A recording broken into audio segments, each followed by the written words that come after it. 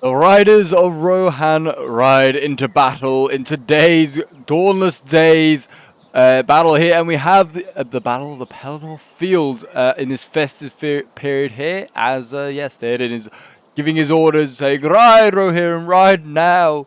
for towards doom, etc. How the I can't remember how the quote the speech goes, but you know how it goes. But yes, we do have the Battle of the Pelennor Fields here for you today, as you can see on this glorious Minas Tirith map. And yeah, it's going to be the sort of like the lore accurate version of the Battle of the Pelennor Fields. At least you know how the setup is, not necessarily how the battle's going to go, but you know the setup is going to be accurate. So lore, so we have Theoden here with his Rohirrim. We have like 2 armies worth of Rohirrim here. We've got Aemma as the other general, and they are riding obviously towards the armies of Mordor besieging over here. We then have a small sally out force of Imrahil's knights, which are inside the city in the books, and they sally out to assist in Theoden's assault on Mordor's hordes outside. So that's their force there. And then we have all the way over here, we have the host of Aragorn, the Citadel Guard back there representing Aragorn. And yeah, these guys have landed on the ships captured by the Corsairs of Umbar that were trying to take Pelegir. And then they arrive as well to assist as well against with the Rohirrim against the forces of Mordor. And then of course, way back here, we do have the Haradrim and the mumakils. Or the baby mumakils. I wonder if we'll ever get the large mumakils. That's something that's kind of just been forgotten about. But yes, this should be a really fun one and a very quick one in this festive period. I hope you guys are all having a great Christmas or holidays if you don't celebrate Christmas. And yeah, if you want to see more Dawnless Days action, then do remember to leave a like, subscribe if you're around here, and a comment to show support. It really does help out the channel. But for now, sit back, relax. Get yourself a cup of eggnog or a beer or a Coke or something, and a snack, maybe a pig and blanket or a bit of turkey, and enjoy this glorious 4v4 here for you today. But yeah, so it starts off not very dramatically, as you can see here. Rohan kind of doesn't want to engage all these servants of the eye here, and then all the spears to support. So actually, they're just softening up.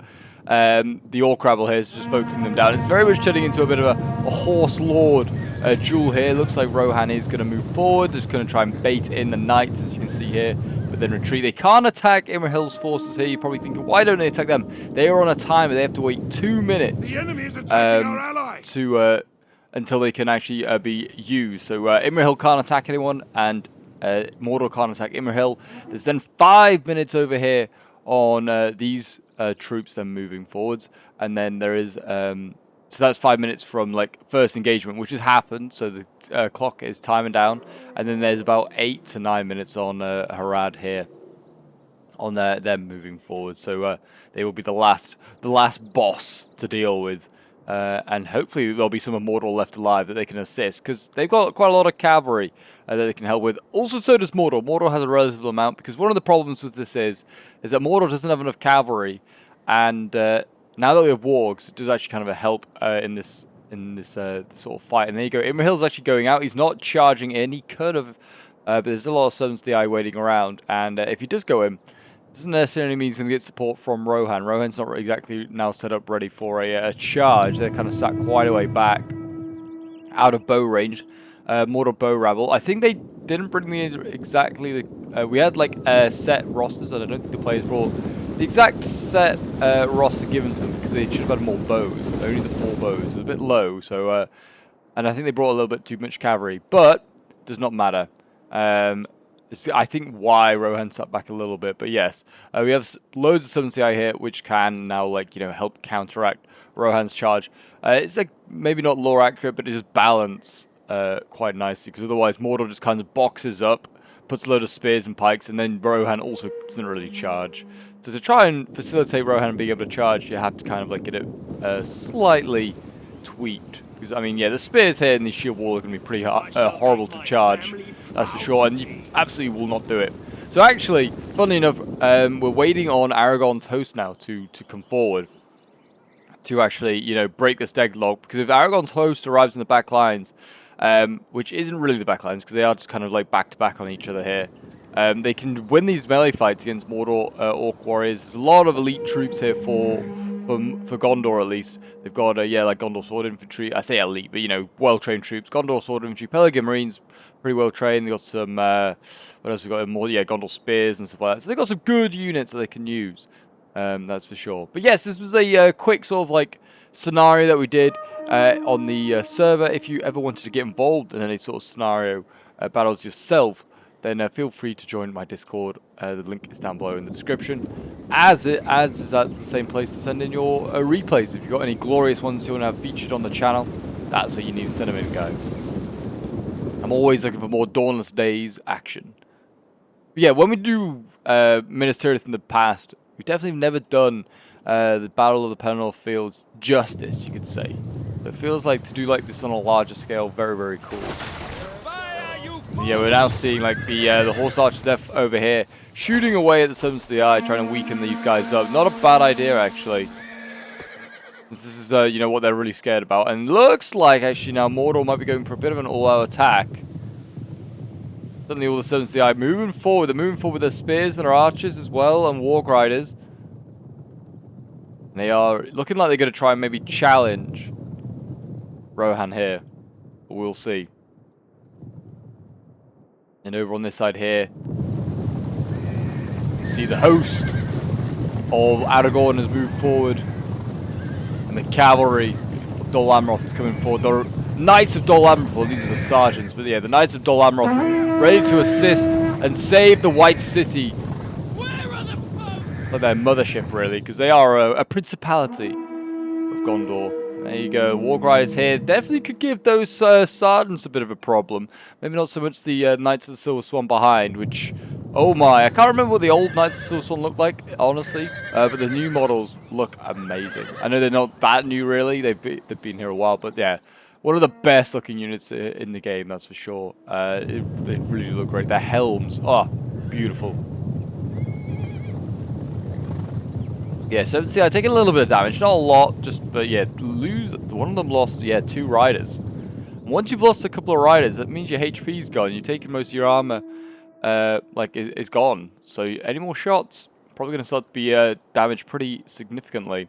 But more summons here. Now actually we have all of the cavalry facing this way to face off against Aragorn's hosts as they arrive. And Rohan is now arriving. Here we go. You could say this is sort of like the actual charge like in the movies. You could say, because I think Rohan is very much committing here. And in they go. Ride for death and ruin. There you go. In go the Rohirrim, charging in, and unlike in the movies, they're going to get out of there straight away, because that is the best way to use cavalry. And until they shattered a orc rabble, they absolutely destroyed that unit. And yeah, I mean, more Glorks as well, so not looking great. There is an Olokai actually available as well for Mordor. As you can see, we've got the Gondor archers here. They're getting ready to shoot down. Looks like they're trying to shoot the Servants of the Eye. The Servants of the Eye now busy looking at Aragorn's host, not looking at the Rohirrim now charging.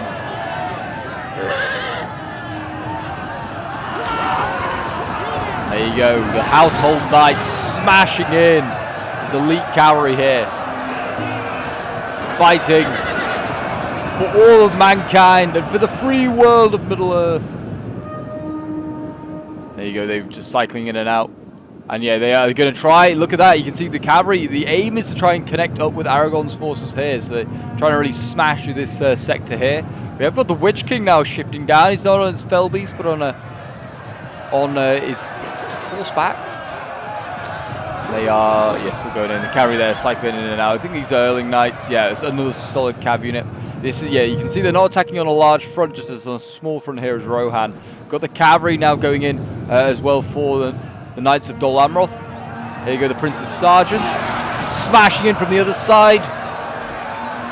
Gondor and Rohan uniting. We've got Knights of the Silver Swan in here. They're kind of getting surrounded. They may die here. They're going to do what they got to do. We're going to see a secondary charge though coming up. And there you go, great charge there. To the Servants of the Eye, and they should do some damage to these guys. It's going to take a little bit of time though. These are tough units to take out, that's for sure. Trolls getting stuck in. They're chasing down Prince's sergeants. The Olokai, yeah, they're smashing into some Gondor sword infantry over here, but the swords are going in. This is what Gondor needs as well, and also Rohan, is to start tying down infantry so they can hammer and anvil it.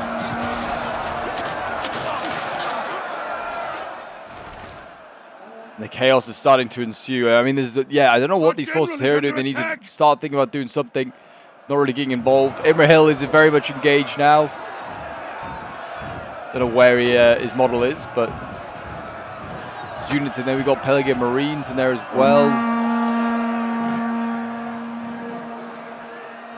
The enemy general is There you go. Enemy general has fallen already. Witch King is dead. He's surrounded by Rohirrim over here. There you go. The Witch King. Maybe he was killed by Eowyn. Maybe he was. No man can kill me. I am no man. So yeah, I would make. So yeah, maybe Eowyn did kill him. He's over there, and that's causing. You can see a bit of a mass rout, I think here. Lots of more Orcs breaking. They're also getting surrounded by Rise of Rohan. That's not helping the situation. And yeah, all these Pelegrin Marines now. I think they've used all their javies, which is a shame because there's still Mummuks to come. There's still a Mummuk army. And here we go, the Mummuks are on their way as I speak about them. They start to move forward. We've got a bunch of cavalry as well, Haradrim Lancers, probably got Serpent Guard as well, if they can find them. Yeah, Serpent Guards. So yeah, they're all coming forward, and they're going to, I think, just knock back what remains of the cavalry here for Dol Amroth. And now they're going to come in and join the fight. Othrod is in here, you know. The general of the Orcs, he's probably clueless as to what's happening. He's probably, oh my gosh, what is going on? Enemy units have rallied. But yeah, here come the Mummuks arriving to try and save the day, and they definitely can. Balance power is still with the forces of evil, mainly because of the Mummuks. They have 3,600 though against 4,100.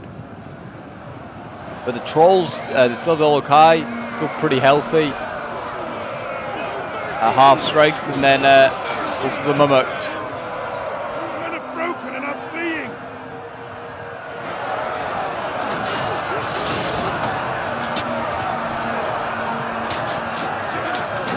They're doing a bit. Here come the Haradrim.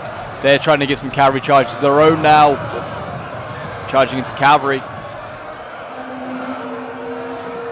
Yeah, routing them pretty nicely. That's just a bow militia. It's pretty easy to kill off. Another cavalry unit here is the Nazgul unit, another general. Looking in very big danger. One of the other 9. And he looks like he's about to fall. There you go. Imrahil's being killed off there, so he is not going to survive this battle. Most of the Knights of Dol Amroth, I think, at this point are dead. It is now just for allied cavalry, it is Rohan. Rohan over on this side here, having a bit of just a standoff with the Haradrim horse archers. They're really going to get their cab back in, try and just go in for some charges in some places here. We've got the Serpent Guard General here just taking on a little cav unit. Do with pinning him down with some more cav, get some good charges into him. Kill Harad's General very early on if they do. There you go, I think he survived actually. There you go, I don't know why they didn't go in further. I mean, there's Mummuks now in the fight, causing all sorts of problems. They are back here as well, they need to keep moving. Nazgul there, wavering, 5 bodyguard left, might break soon. Here we go. Looks like Mummuks are about to go in. And they found their target, it's Gondor archers. Race, man! Oh, they actually got 2 on the volley there. Very nice. They killed 2 Mummuks, but they're still going to get in there, those mumakil, and they're going to start tossing men around.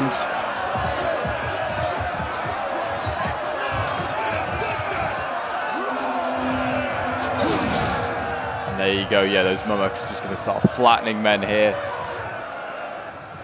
Really nice. I mean, they're losing, apparently, the baby Mummuks. Oh, yeah, they are, because they're dropping so quickly. Other Gondor arch units shooting them. While they're in melee. There is a second Mummuk unit in here as well, actually doing as much damage as possible. Yeah, that's one Mummuk unit already dead. Wow. The other one, should be another one. There is 3, unless it's already dead as well. It's quite possible. Nope, it's just getting into the fight now. It's actually right at the back of the map. The back battle. The trolls are still alive as well.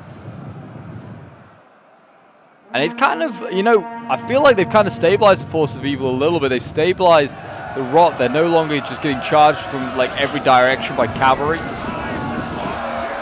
And yeah, it's all like the surprise of the cavalry charges is over. It's now kind of seems like, you know, Mordor are able to use their heavy units, and Haradrim using their heavy units, and they're starting to smash through a lot of stuff. And a lot of missiles have been used up, so these mumakils are kind of having a bit of a free run. They could do killing off that Serpent Guard general though, if the forces are good. If they can do that, then there's a good chance that the rest of the Haradrim army might break. Oh, here they go, those mumakils again. Charging in. Hold the line, men of Gondor.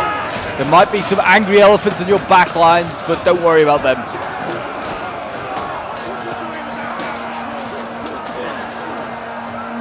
A few more of them are dropping. They're down to 9. And yeah, they're dropping. Yeah, very quickly. There's going to be one still very healthy though, very much fully intact.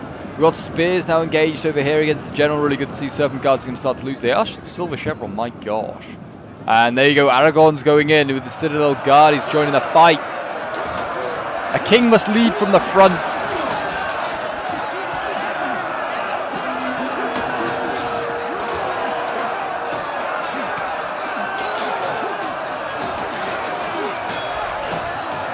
And there you go. Fight. The White City still burns from the siege, and yeah, wow, a lot of archers there just broke from the mummaks. Looks like horse archers are now being employed to try and bring down that mumakil. They'll be like Aemir going, bring it down, bring it down, bring it down. And there you go, they're trying. He needs to throw his spear or something at the rider of one of these mummaks. There you go, losing decisively. They are running through spears, probably not helping the situation. And I think, yeah, the Serpent Guard General has gone. So now, I think there's just been a mass rout from all forces of evil, as you can see there.